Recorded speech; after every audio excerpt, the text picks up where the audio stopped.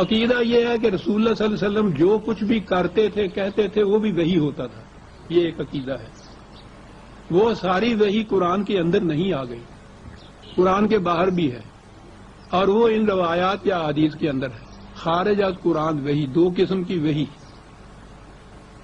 لہذا جو چیزیں بھی رسول اللہ کی کہی جائیں، خواہ وہ کتب روایات یا حدیث میں آئیں، تو وہ بھی وحی، اسے وحی خفی کہا جاتا ہے، غیر مکتوب کہا جاتا ہے، غیر مطلوع کہا جاتا ہے. تلاوت نہیں ہوتی تھی، لکھی نہیں گئی، لیکن وہ وحی.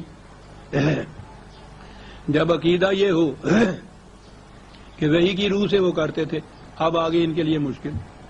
لما تو حرم ما احل اللہ لہ، تو حضور نے جو چیز حرام قرار دی تھی اپنے اوپر، وحی کی ضرور سے کی تھی نا اس عقیدے کے مطابق. تو یہ عجیب قسم کی وحی ہے کہ ادھر حضور سے کہتی ہے کہ اس کو حرام قرار دے لو. آپ نے حرام قرار دیا تو اس کے اوپر کہا کہ لما تو حرم ما احل اللہ، تو کیوں حرام قرار دیا اس کو؟ ہاں، اب مشکل بند. یعنی خود ہی یہ چیزیں اپنے ہاں بیڑیاں تیار کرتے ہیں، اندر بیٹھے ہوئے ہیں، کنڈی لگائی ہوئی ہے، رو رہے ہیں کہ نکلیں کیسے. وہ اپنی لگائی ہوئی کنڈی کھولو کہ جی نہیں یہ بڑی مقدس ہے، تو روتے رہو. یعنی یہ الجھاؤ، آپ غور فرمایا نا، یہ الجھاؤ. پہلے کہا کہ حرام قرار دے دیا رسول اللہ نے، کچھ آگے بات آئے گی کہ کیا حرام قرار دے دیا.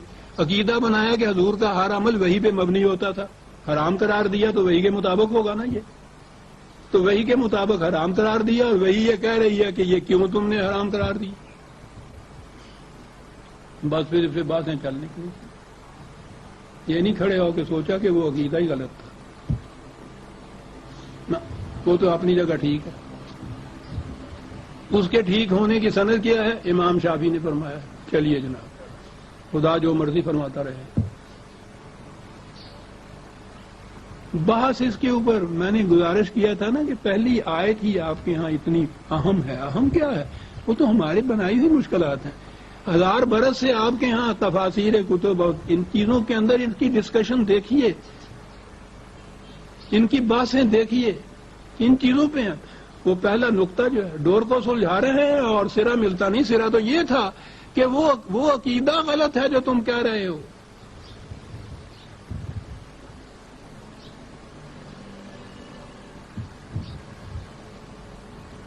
آگے بات اگر وہ مان لیں تو پھر تو یہ ہو گیا کہ رسول نے اپنے ہی مرضی اور اختیار سے یہ کیا تھا.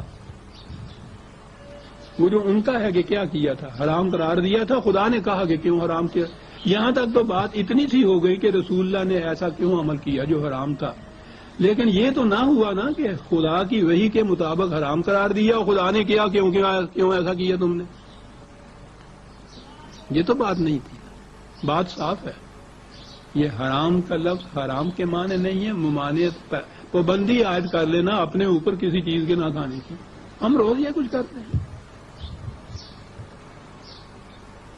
کیوں کہا خدا نے کہ آپ کی حیثیت، آپ کا مرتبہ کچھ اور ہے. آپ نے یہ چیز اپنے لیے ہی ناگواری طبیعت کے مطابق یہ کی. ہو سکتا ہے کہ اس کے متعلق جیسا کہ ہو چکا ہوا ہے، قرآن نے اسی لیے وہ پریسیڈنٹ جو ہے وہ کوڈ کر دیا قرآن کے اندر کہ ایسا ہو چکا ہے پہلے کہ ایک نبی نے اپنی ذات پر ایک چیز کو حرام قرار دیا یا ممانعت اس کی قرار دی. امت نے بعد میں سمجھ لیا کہ یہ خدا کا حکم تھا اور وہ سنت حضرت یعقوب علیہ السلام کی مطابق انہوں نے شریعت میں یہ حکم داری کر لیا. یہودیوں کے ہاں ابدی طور پر گوشت اونٹ کا جو ہے وہ حرام ہے، اور یہ بات مسلمانوں سے ہوتی تھی ان کی. خدا نے کہا وہ یہ چیز تھی، اس طرح سے ہوا.